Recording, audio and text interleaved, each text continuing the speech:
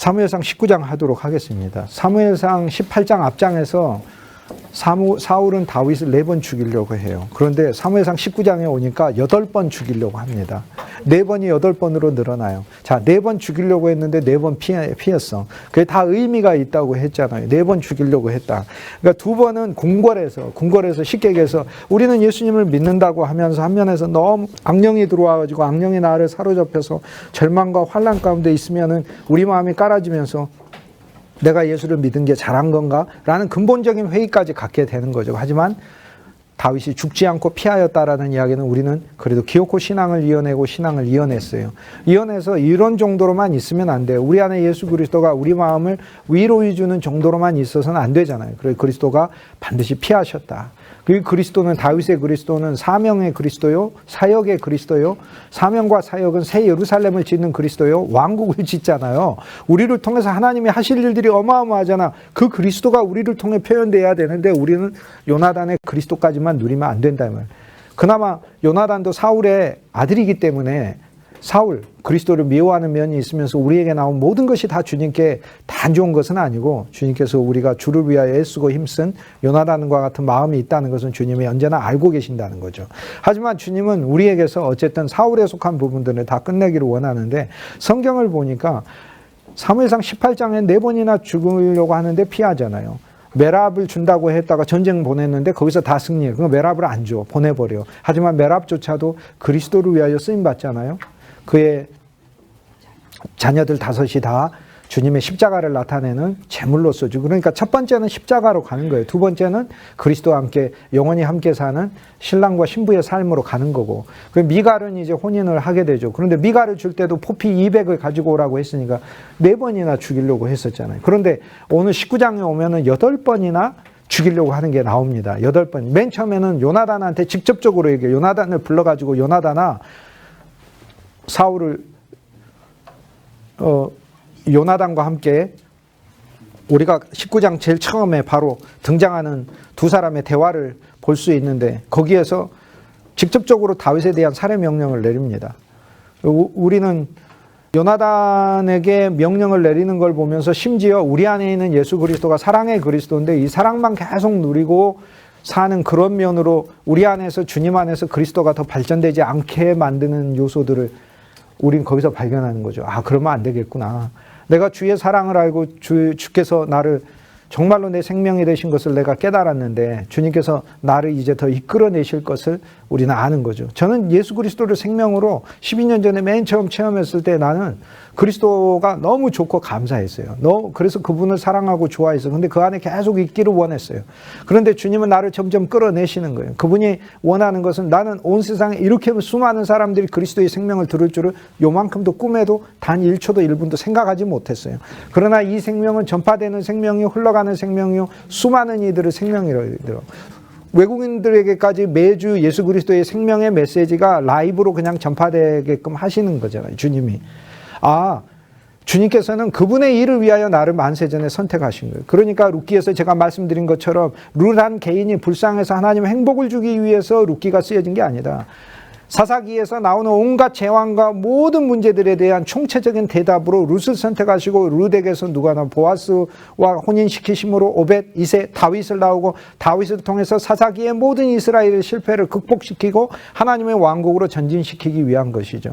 그러니까 이 모든 것은 룻이라는 한 개인에게 한 면에서 하나님의 행복을 주시지만 룻에게서 다윗의 그리스도가 자라난 거 아니에요. 그러니까 룻에게서 사랑을 받는 요나단의 그리스도가 있지만 하나님은 룻기를 통해서 우리에게 실패한 인생이 자기가 얻고자 했던 어떤 것들을 잃어버린 인생이 성공하는 그런 모습만 알려주는 게 아니고 이스라엘의 모든 어그러짐을 하나님께서는 룻이라는 한 사람을 통해서 나오는 그 가문의 위대한 역사를 통해 회복하겠다고 보여주는. 그럼 하나님께서는 나와 여러분을 부르신 이유가 나와 여러분에게 문제와 장애가 너무나 많아. 그런데 그것이 얼마나 많음을 사울의 이야기를 통해 보여주시고 우리가 얼마나 변덕스러운지 사람의 변덕을 우리는 수도 없이 체험하잖아요. 근데 우리가 그리스도를 향해서도 얼마나 변덕스러운지를 보여주시고 그렇지만 그럼에도 불구하고 주님께서 우리를 권면하시고 격려하시고 그리고 우리 안에 다윗의 그리스도가 자란다. 사명의 그리스도가 자라고 하나님의 사역의 그리스도가 자라고 새 예루살렘을 짓기 위한 그리스도가 자라고 왕국의 그리스도가 자라고 승리의 그리스도가 자란다. 나 혼자서 목양하고 있고 그러면은 무슨 소용이 있어. 그러나 하나님은 베들레헴에서 이끌어내서 골리앗에 쩔쩔매 있는 그 수많은 하나님의 선택받은 백성들을 내 눈앞에 보게 하면서 나로 하여금 곰과 사자를 이기게 하셨으니 골리앗도 능력 있게 쫓아내줄 수 있는 그런 믿음의 용사로 나를 보내기를 원하신다. 이게 다윗의 그리스도인 거죠. 그러기 위해서 하나님 우리를 부르신 거지. 그러니까 우리에게 있는 그런 문제들 정도만 이기는 그리스도로 생각하는 게 아니야. 정말 어마어마하게 놀라운 일을 하시는 그리스도로 우리가 볼 필요가 있는 거예요. 제일 첫 번째 요나단과 그의 모든 종들을 불러가지고 다윗을 죽이라라고 얘기를 했어요. 자, 여기에서 우리는 얼마나 끔찍한 것을 볼 수 있는지. 사울이라고 하는 오늘 우리 육체가 가지고 있는 모든 환경 속에서 본질은 우리 자신이 영광받고 아마 그리스도가 영광받는 것에 대하여 우리는 조금이라도 여지를 남겨둘 거라고 생각하는지 모르지만 만약에 여인들이 18장에서 찬송을 반대로 해봤다고 할까요? 사울이 죽은 자는 만만이요 다윗은 천천히라 했을 때 사울이 만족했을까요? 아니 내가 다 한 거지. 내가 다윗도 전쟁터에 내보냈잖아. 내보냈어요. 실제 내보낸 것은 사울이에요. 다윗이 그냥 나간 거 아닙니다. 사울에 와가지고 계속 이야기를 했어요. 내가 나가게 해달라고. 여기에서 다윗의 굉장히 질서와 전통에 대한 기본적인 순복의 생명을 볼 수가 있어요. 막 화가 나가지고 골리앗 너 가만 안 두겠어 라고 뛰쳐나가가지고 한 게 아니고 사울에게 와서 자기를 보내달라고 계속 이야기를 하잖아요.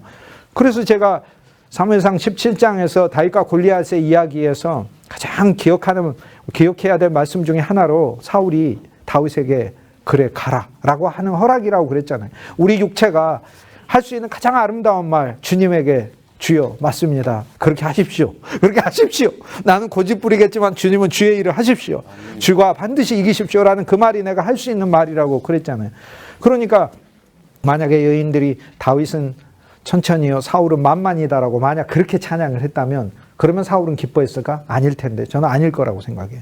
아니 내 허락도 없이 누가 다윗을 2인자로 두냐. 내 아들의 이름은 어디 가고 아브넬은 어디 갔냐. 그리고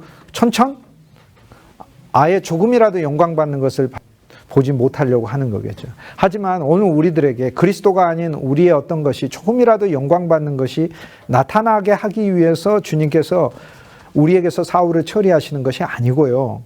더 우리는 긍정적으로 봐야 될 필요가 있어요. 우리 존재가 그리스도를 위하여 만들어졌잖아요. 그 존재는요, 존재의 목적이 성취될 때 행복한 거예요. 쉽게 얘기해서 나라는 존재가 내가 세상에서 어느 정도 인정받고 칭찬받으면 행복한 것 같지만 그거하고는 비교할 수도 없는 진짜 참 행복은 나라는 존재가 예수 그리스도의 영광을 위하여 내 존재가 다 쓰임받았을 때 그때 이 존재 위에 주님께서 채우시는 그 행복은 이루 말할 수가 없다라는 것을 주님께서 우리에게 알게 하시는 것이죠. 그렇기 때문에 주님께서는 우리에게 사울을 처리하시는 것이죠. 오늘 우리들이 사울이 조금이라도 남아있다면 오히려 우리들에게는 부분적인 만족감이 남아있는 거죠. 그리스도에 대한 온전한 만족이 있는 게 아니고 그리스도에 대한 온전한 만족만이 영원한 것이고 영원히 행복한 것이고 영원히 우리 삶을 풍성하게 하는 것이니까 사울의 처리라고 하는 것은 역으로 이야기하면 예수 그리스도로 우리를 온전히 행복하게 하시기 위한 처리다라는 것을 이야기해요. 요나단을 통해서 그의 모든 일 가운데 그리스도를 죽이라고 얘기를 하는 거죠. 그러나 우리는 이 말씀을 보면서 우리 안에 온 새로운 생명이 이제는 우리는 반대로 모든 일을 통해 모든 환경에서 예수 그리스도를 살아나게 하고 예수 그리스도가 전파되게 하는데 우리는 쓰임받는 자가 이제 되는 거죠. 왜냐하면 우리에게 온 새로운 약속은 옛 언약의 실패를 이기는 약속이고 옛 언약의 모든 어그러진 것들을 다시 회복하시고 온전히 더 풍성하게 표현하시는 약속이기 때문에 그렇죠. 그리고는 설득을 당한 사울이 그래 내가 맹세하마 다윗을 안 죽이마 그래요. 그러니까 요나단이 다윗을 데려다가 사울 옆에서 다시 찬양을 할 수 있게 합니다. 다시 수금을 탈 수 있게 해요. 그런데 거기에서 또 하나님 부르신 악령이 또 임하니까 다윗에게 또 창을 던지는데 거기에서 피합니다. 세 번째 피합니다. 예수 그리스도가 우리 개인을 통해서 피하고 세 번째 피하면 이제 본격적으로 다시는 이 다윗이 이제 사울을 위한 수금 타는 존재로서의 사역을 하는 게 아니라는 것을 보여주죠. 그의 사역과 그의 비전을 위한 길로 나아가게 됩니다. 이것은 무엇을 이야기하는 것입니까? 우리 안에 있는 예수 그리스도가 나 개인의 만족만을 위한 예수 그리스도가 아니고 이제는 하나님이 나를 이 세상에 내셨으니 나와 내 후손을 통하여 나의 하는 모든 일들을 통하여 하나님이 진짜 영광 받으시고 예수 그리스도의 이름과 복음과 나라가 온 땅에 진실로 확장되기를 원하시는 그런 운명이구나. 그런 운명으로 주님이 일하시는 거구나. 그걸 깨닫게 하는 것이죠. 두 번째 죽이려고 했던 것은 궁궐에서 죽이려고 했던 거고, 세 번째는 이제 다윗이 피해서 집으로 갑니다. 집으로 가니까 집에다가 2번이나 군사들을 보냅니다. 군사들을 보내니까 그 안에 미갈이 아버지가 군사들을 보내서 다윗을 죽이려고 한다는 사실을 이미 알죠. 알고는 신랑 다윗에게 창문을 통해 도망가라고 합니다. 피신하라고. 그래서 다윗이 피신을 하게 되죠. 대신에 다윗이 멀리 피신 갈 수 있도록, 멀리 피할 수 있도록 침상에다는 드라빔이라고 부르는 우상의 형상을 만들어 놓고 염소털로 머리를 둔 다음에 침상에 뉘어놓고 겉옷을 덮어서 마치 신랑 다윗이 잠자고 있고 또 몸이 아파가지고 지금 쉬고 있는 것처럼 이야기를 합니다. 이제 사울의 부하들이 와서 다윗을 불러내서 바깥에서 죽이려고 하는 거죠. 우발적으로 사건이 터져서 미갈까지 다칠 수 있고 그러니까. 그런데 미갈이 뭐라고 해요? 네, 지금 신랑 다윗이 몸이 아프다. 다시 오라. 그렇게 해요. 그러니까 사울이 뭐라고 해요? 들어가서 죽이고 내가 직접 죽일 테니까 들어가가지고 침상째 들고 오라고 그러죠. 그래서 사울의 부하들이 2번째 들어가게 됩니다. 그래서 그 집에서 2번이나 다윗을 죽이려고 합니다. 그러나 이미 다윗은 도망가고 없고 그들이 가져온 것은 다윗의 모습을 한 형상이었죠. 거기에 있는 항목들이 다 그리스도 안에서 의미가 있어요. 드라빔과 침상과 염소털과 그리고 거기에 겉옷이에요. 자, 다윗이 있어야 될 자리에 이 4가지가 있어요. 지금 무슨 뜻입니까? 사울이 보냈죠. 육체의 신앙으로 겉만 믿는 그리스도의 겉만 보게 된다 그 얘기예요. 그들이 믿고 있는 것은 드라빔이야. 그리스도가 아니야. 그리스도의 자리에 우상이 있는 거예요. 그리스도를 우상처럼 믿고 있거나 그들이 보고 있는 것은 누워있는 다윗의 형상일 뿐인 거예요. 다윗이 아니라 다윗의 모습일 뿐인 거예요.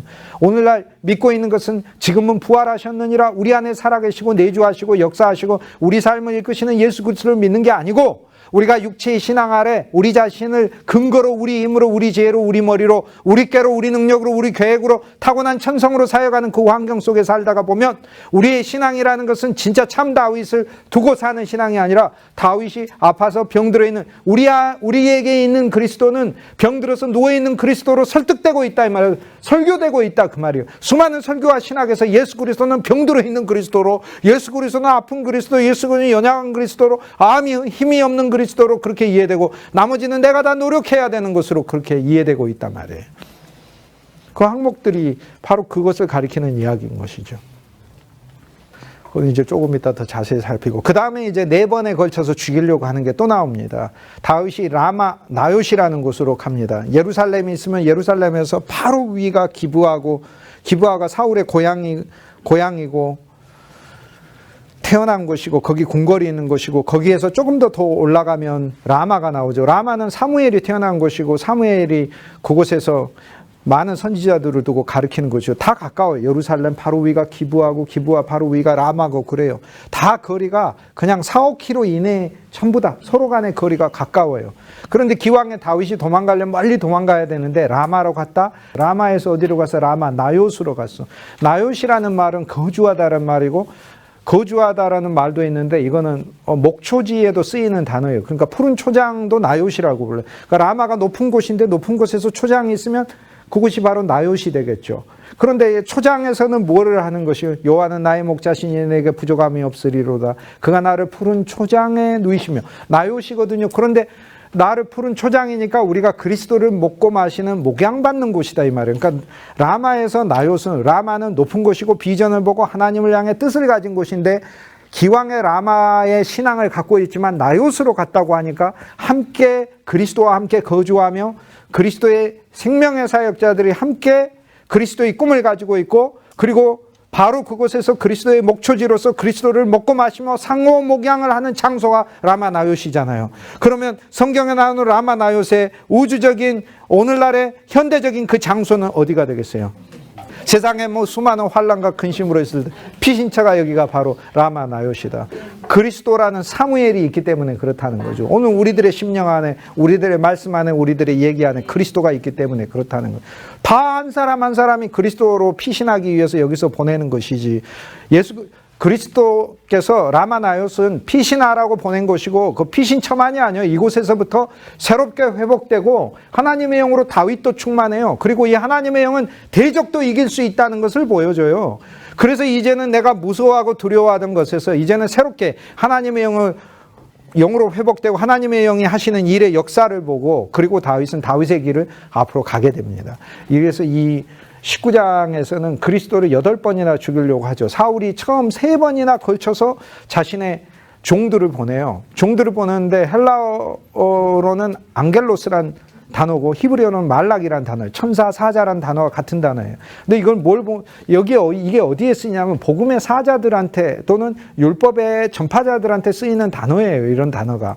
그러니까 사울이 어떻게 보면은 그냥 자기 자신을 정확하게 가장 잘 이해하는 사람들을 보냈다. 자기를 나타내주고 자기 마음을 이해해주는 사람들을 보냈다는 뜻이에요. 자기를 말락이니까 대표자고 증거자고, 구약에서는 이 단어가 뭐 천사로도 하늘에 있으면 천사로도 번역된 적이 있고, 하나님 편에서 오면 하나님의 사자로도 번역된기도 하고 그래요. 근데 사울이 자기의 사자를 보냈다는 거예요. 말락을 보냈다는 거예요. 그런데 저는 그 말씀을 읽으면서 이걸 3번이나 보냈는데 다윗을 죽이려고 보냈다고 얘기하잖아요. 근데 이거는 조금 신비한 말씀이라고 할 수 있어요. 왜냐하면 거기 쓰인 앙겔로스라는 단어는 예수님의 제자들이 복음을 전하는 복음의 사자로 쓰일 때 나오는 단어들인데, 우리가 사울의 사자들이 하나님의 영으로 충만하여서 변해가지고 예언하는 자가 됐다. 그리스도의 복음을 전하는 자가 됐다는 거예요. 오늘 우리들이 살면서 뜻하지 않게 우리의 인생이 주를 위해 쓰였어. 나는 그렇게 생각도 못했는데 어느새 점점 보니까 내 삶과 말과 행동과 모든 것이 그리스도께서 나를 점령하고 계시고 주님이 나를 사용하고 계신다는 그 놀라운 섭리 아래 내 인생이 묶여있다는 사실을 발견하게 되는 거예요. 사무엘상 19장에서는 그거를 말씀해 주고 있는 거예요. 나한테서 3번이나 사자가 나갔으나 하나님의 성령에 의해서 계속해서 그 성령에 의해 취해가지고 예언을 하더라. 성경의 예언은 미래일을 말하는 게 아니고, 구약은 미래가 맞죠. 근데 그 미래는 예수 그리스도잖아요. 예수 그리스도는 어제나 오늘이나 동일하시니라 영원하신 분이시니까 그분에게는 시제가 필요 없는 분이세요. 그분이 하는 일은 시간을 뛰어넘은 영원한 현재시라니까. 그렇기 때문에 구약에서는 미래에 있을 그리스도지만 오늘 우리들에게서는 영원에 계신 예수 그리스도를 말하는 게 그게 진짜 예언인 거예요. 고린도전서 14장 19절에 하나님의 은혜를 깨달아 형제들에게 하는 5마디 말을 예언이라고 그러는 거예요. 그래서 우리는 예언자들인 거예요. 그리스도의 말씀을, 여기 예자는 미래 예자가 아니고 맡을 예자예요. 말씀을 맡아가지고 전파하는 자. 하나님이 우리한테 말씀을 맡겼잖아. 그런데 어떤 말씀을 맡겼어? 지금은까지는 사울의 대리자들이었잖아. 사울의 대리자들은 나한테 나오는 말씀이 내 얘기하고 내 자랑하고 내 신분 얘기하고 내 지식 얘기하고 내가 배워온 거 얘기하고 내 출신 얘기하고 계속해서 3차례나 나한테서 나의 사자들이 나갔다 이 말이에요. 나의 사자들이. 그런데 나의 사자들이 나가서 하는 일은 뭐예요? 목적이 다윗을 죽이려고 하는 일이었어요. 그런데 너무도 감사하게 하나님의 영으로 충만한 라마나요스에 왔더니 거기에 그리스도의 영으로 교통하는 사람들이 있고 그리스도를 말하기로 원하는 사람들이 있고, 그 사람들에게 갔더니 그런 사울의 사자들이 예언을 하더라. 그리스도를 알고 그리스도를 배우더라라는 거예요. 오늘 우리들이 섬기는 교회나 우리들의 일터나 가정에 자기 말을 하기 위해서 사람들이 오고 자기가 인정받기 위해서 오고 다 사울의 사자들로서 다 와요. 그러면 사울의 사자들로서, 목회자도 사울의 사자들로서 말을 해요. 자신의 육신에 좋은 것을 이야기하고 자기가 얼마나 뛰어나고 자기가 얼마나 어떤 신령한 사람인지를 말하려고 하고 그래요. 말씀 전하기 전에 다 자기가 신령한 사람이라고 기본적으로 그렇게 인식되기를 원하지, 죄인 중에 괴수라고 인식되기를 원해가지고 전하는 사람은 누가 있어요? 없지. 우리가 세상에서 제일 하나만한 소리가 저는 이런 소리라고 그래요. 진리의 말씀을 전해야 된다 이러고 얘기를 하더라고요. 나는 세상에서 제일 하나만한 소리 같아. 아니, 세상에 어떤 설교자가 설교하면서 저는 지금 진리를 안전하고 있습니다 이렇게 얘기한 사람이 어디가 있어. 나는 이단들도 자기도 진리의 말씀 전한다고요. 그러니까 진리의 말씀을 전합시다 막 이러면서 하는 거 보면 세상에서 제일 하나만한 소리죠. 진리가 무엇이냐? 빌라도의 질문은 오히려 우리가 해야 돼. 그리스도잖아요. 예수 그리스도가 진리잖아요. 예수님 뭐라고 말씀하셨어요? 내가 곧 내가 곧 진리래. 그러니까 진리는 그분이야. 그러니까 쉽게 얘기해서 진짜 진리의 정수를 말한다면 그리스도가 아닌 것은 0.00001%도 진리가 될 수가 없어요. 그리스도에 관한 것은 그것은 무엇이든지 진리에 관한 것이 되는 거고, 곧 그분이 진리, 내가 곧 진리라고 하셨어요. 그분만이 진리인 거고 실제인 거예요. 그러면 오늘 우리들의 설교와 우리들의 강의와 우리들의 모든 말조차도 진짜 사울의 사자로서 우리가 3번이나 계속해서 그런 말들을 하고 사는 인생이었다면, 주님이 사울의 사자가 라마 나요세 와가지고 하나님의 영으로 충만해서 그리스도를 말할 수 있게 하시는 이 경험이 우리 삶 속에 늘 있게 해주십시오. 이 기도가 우리 기도가 되고 하나님 그렇게 하신다는 거예요. 그렇게 하신다는 거예요. 기브와 사울이 공전이 있고 라마는 가까운 곳이에요. 길어도 4km도 안 되는 곳이에요. 그런데 멀리 도망가야지 그곳으로 가면 어떡하겠어요. 지금까지 벌써 18장에서 4번 죽이려고 하고 19장에서 8번 중에서 지금 이미 4번을 죽이려고 했는데 이미 8번이나 죽이려고 12번을 죽이려고 한단 말이에요. 18장 19장 합쳐가지고. 그런데 도망가려면 멀리 도망가야지. 그렇게 있으면 되겠어요? 근데 사무엘이 살아있잖아요. 어디로 가는 게 가장 멀리 가는 거예요? 사울에게서 사무엘에게 가는 것이에요. 거리가 중요한 게 아니에요. 세상의 재난과 어려움으로부터 멀리 피하고 싶다면 가까이 있는 예수 그리스도께 들어가는 것이 가장 멀리 들어가는 거예요. 이것이야말로 진짜로 멀리 가는 것이고 제대로 가는 거예요. 3번을 보냈는데 3번이 다 예언하는 자가 되니까 사울이 직접 오지 않습니까? 직접 와가지고 세구에 있는 우물이라는 곳에 도달을 했대. 도달을 해서 물어봐요. 사무엘이 어디 있고 다윗이 어디 있습니까? 라고 말을 해요. 이미 그곳에 있는 영적인 기운이 그곳을 돌고 있어요. 돌고 있어요. 바로 그 순간부터 사울도 예언하기 시작하더라 라고 얘기하는 거예요. 아무리 그 육신이라도 우리가 교통하는 공동체 속에서 그리스도께서 그로 하여금 깨닫게 하신다는 걸 보여줘요. 하지만 구약은 부분이기 때문에 결국 사울은 어느 면에서 그리스도를 전적으로 체험하기 위한 하나님께서 정하신 한 대상이에요. 육체잖아. 그렇기 때문에 사울은 십자가를 향해서 가는 성벽에 못 박히니까 십자가를 향해서 나의 이 어떤 것은 다 십자가로 가는 것이구나. 하지만 내 안에 있는 다윗이신 예수 그리스도, 그리고 그분과 내가 연합됐으니 나도 다윗처럼 쓰임받고 이 다윗의 그리스도가 흥하도록 나의 육체와 나의 지식과 나의 지혜와 나의 꾀와 나의 천연적인 이것들은 주님이 끝내시는구나라는 것을 보는 거죠. 거기에서.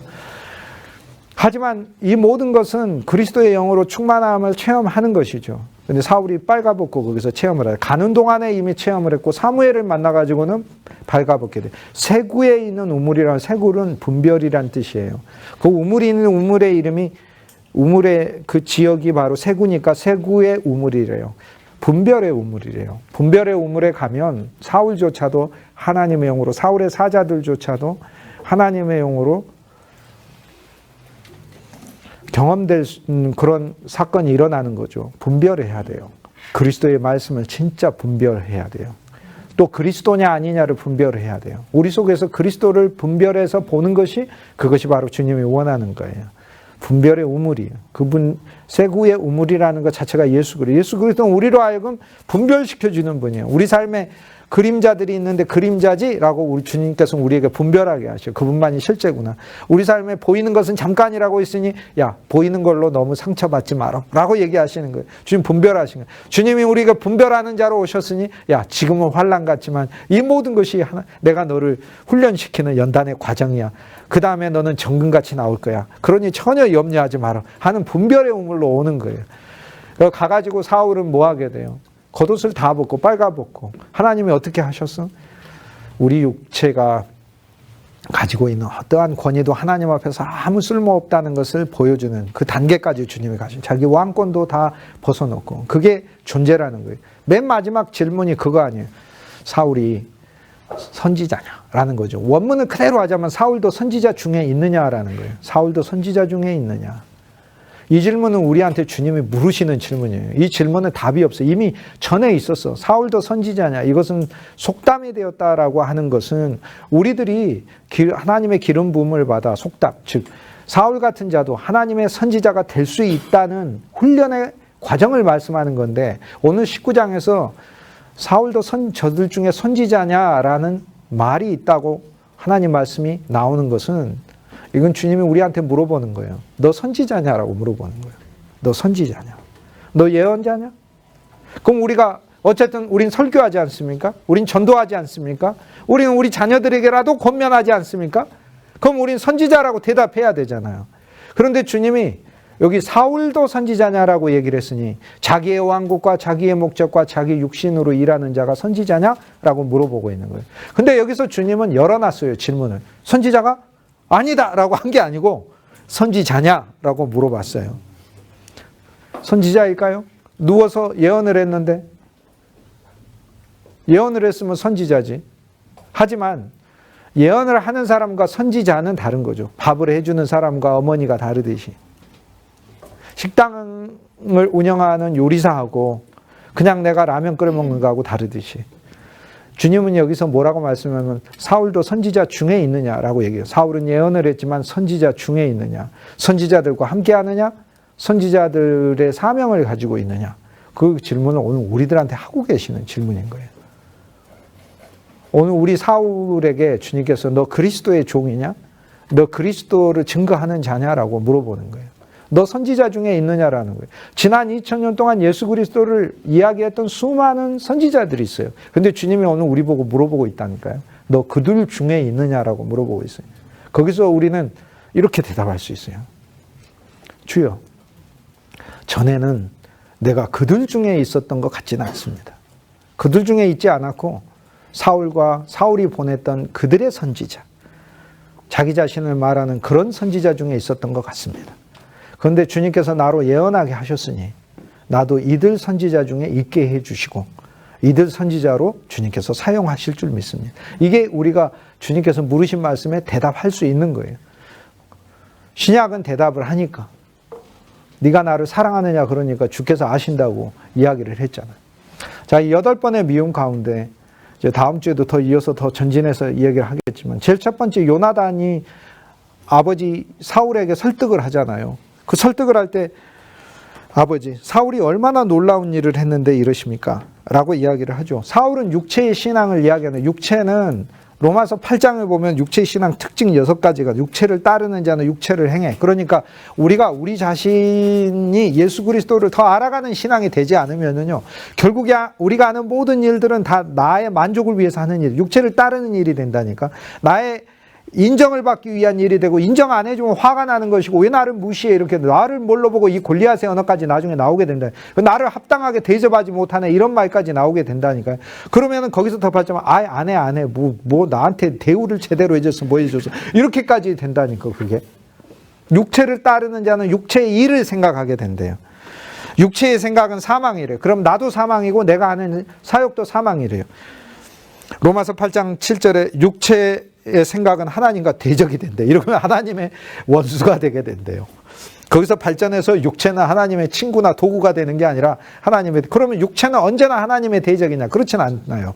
왜냐하면 너희 죽을 육체에 생명을 주시리라 이렇게 되어 있기 때문에 생명이 우리에게 들어오면 생명은 육체를 도구로 삼아. 그런데 이 생명이 없다면 이 그리스도인 예수 그리스도의 생명이 내 안에 없다면 지금도 살아계셔서 역사하시는 그리스도의 생명이 없다면 내 자신은 이 육체의 자랑만을 위해서 일하는 일꾼이 된다는 걸 알게 되는 거죠. 그러니까 자녀를 길러도 우리가 하면 부흥시켜줄 사람으로 이 세상에서 잘되고 이름날 사람으로 자라기를 소망하게 되는 거죠. 육체의 것을 생각하는 거죠. 그러나 우리는 그리스도의 사람들이니까 얘네들이 참 하나님께 기여해야 될 텐데 하나님의 일꾼이 되어야 될 텐데 얘들을 통해 예수 그리스도가 나타나야 될 텐데 그 믿음을 가지고 우리들은 자녀들을 기르는 것이죠. 육체는 하나님의 법에 굴복하지도 않을 뿐 아니라 굴복할 수도 없다. 육체에 있는 자는 하나님을 기쁘시게 할 수가 없다라고 이야기해요. 맹세해도 안 된대요.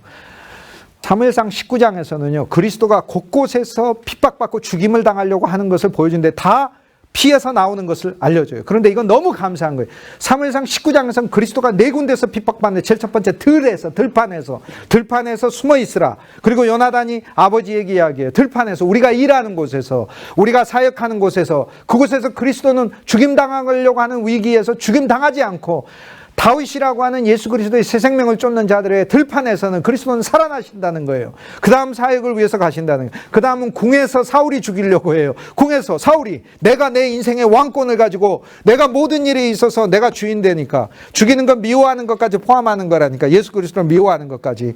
그래서 내 인생의 주인이 되는 그런 사울의 왕권을 수행하면서 살려고 하는 것이라니까. 그런데 그곳에서도 예수 그리스도는 피해져요.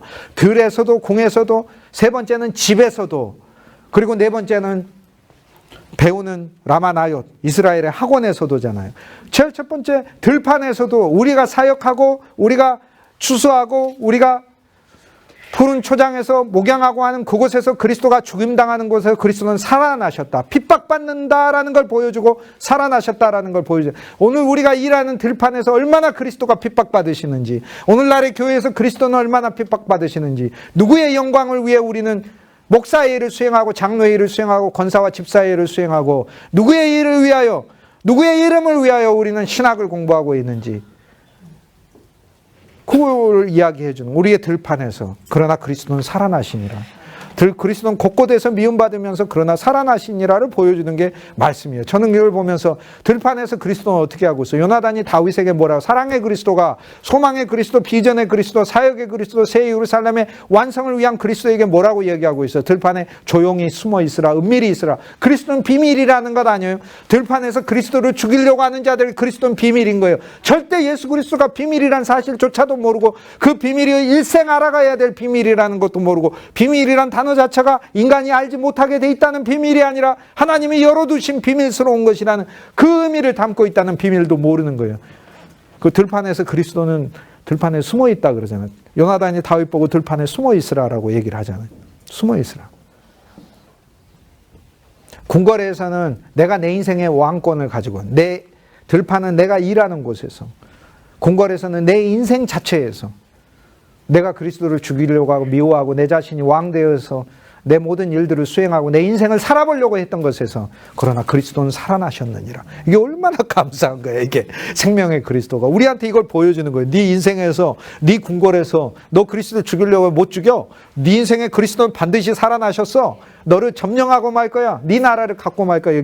그 다음에 너의 집에서, 가정에서 그리스도는, 여러분의 교회에서, 여러분의 가정에서, 일터에서 미갈과 함께 있을 때 군병들이 와도 이길 수가 없어. 예수 그리스도는 피하고 말았어. 하지만 그들이 발견한 것은 우상일 뿐이야. 목석일 뿐이야. 쉽게 얘기해서 예수 그리스도를 미워하는 자들에게 그리스도는 단지 우상과 같은 이미지로서만 이해될 뿐이다, 이 말이에요. 우리는 2000년 전에 죽은 예수님을 배우고 있으면 지금 살아계셔서 우리 안에 생명이요 부활이 되신 예수님을 믿고 있는 것이지. 마지막으로 예수 그리스도는 학원이에요. 학원에서 그리스도 예수는 피하셨어. 아무리 사울이 4번이나 자기 자신까지 와서 그리스도를 죽이려고 했지만 죽일 수가 없어. 그거를 19장이 계시하고 있는 것이죠. 오늘 수많은 하나님의 온갖 종류의 운동과 일들을 통해서 예수 그리스도를 죽이려고 하는 시도들이 있지만, 그러나 그럼에도 불구하고 빌립보서 1장의 바울이 한 고백처럼 자기의 배를 위하여 그리스도를 전하든 그리스도를 위하여 그리스도를 전하든 나는 기뻐하고 기뻐하리니 전파되는 이는 그리스도니라 라고 하는 말씀을 우리가 사무엘상 19장에서 보게 된다, 그 얘기예요. 아, 그리스도는 그러하시겠구나. 그러니까 감사한 거죠. 그래서 한 면에서 실망 안 합니다. 왜? 수많은 사람들이 자기로 행하고, 구약 안에서 그리스도를 죽이려고 하고, 신약 안에서 그리스도를 죽이려고 하고, 교회사 안에서 그리스도를 죽이려고 하고, 상담 안에서 그리스도를 죽이려고 해도 실망 안 합니다. 왜냐하면 전파되는 이는 그리스도니라고 하셨으니 그분은 반드시 이기실 것이다. 8번 죽이려고 해도 반드시 부활의 숫자 8번만큼 살아날 것이다 라고 말씀하셨으니 이야기하는 거죠. 요나단이 다윗에게 사랑을 고백하면서 자기의 모든 것을 주었잖아요. 그게 18장이라면 19장에 와서는 요나단은 다윗이 한 일을 증거하고 전파해요.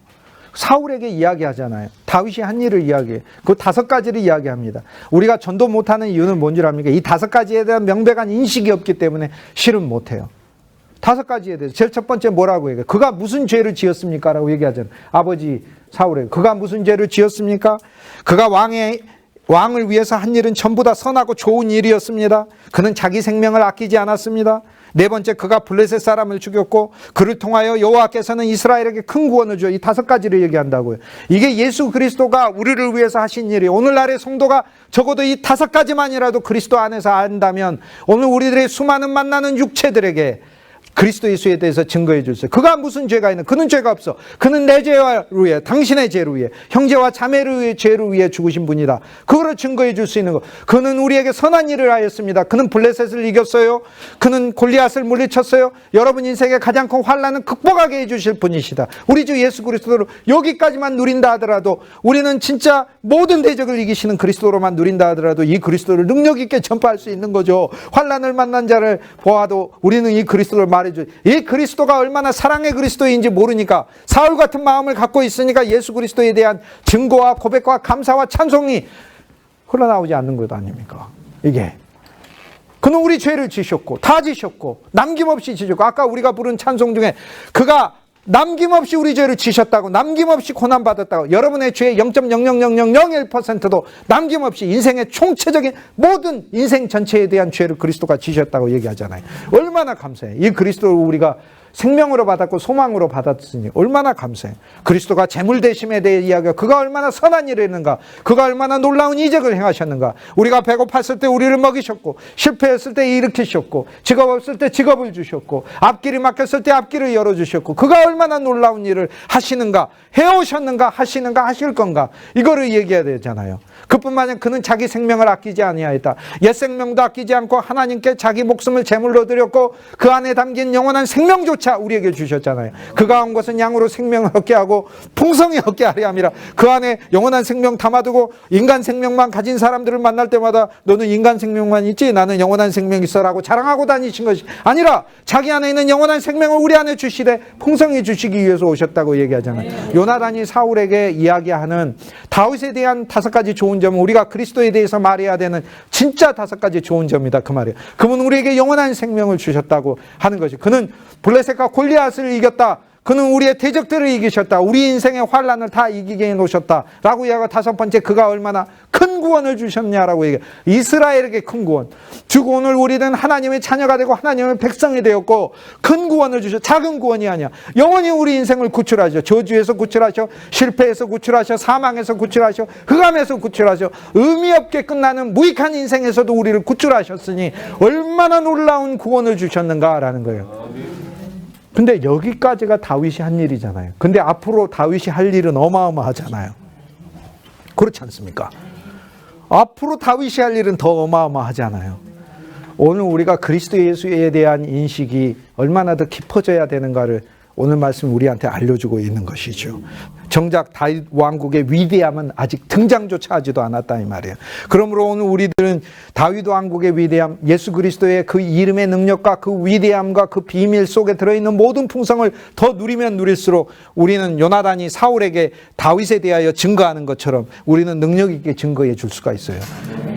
그러면 그들은 맹세하게 돼 있어요. 아, 그리스도 예수를 내가 미워하지 않고 믿겠습니다라고 돼 있단 말이에요. 하지만 그럼에도 넘어짐이 있어요. 넘어짐이 있어도 상관없어요. 그들의 심령 속에서 여러분이 증거하고 여러분이 섬기고 여러분이 봉사하고 또 여러분이 애쓰는 그 일들 가운데 그리스도를 죽이려고 하는 수많은 시도들이 있지만, 나와 여러분이 그리스도를 진짜로 붙들고 그분을 찬송하고 그 이름을 송축한다면 그리스도는 반드시 그들 심령 속에서도 살아남으셔서 그들을 반드시 붙잡게 될 거라고 말씀 이야기하고 있는 거죠.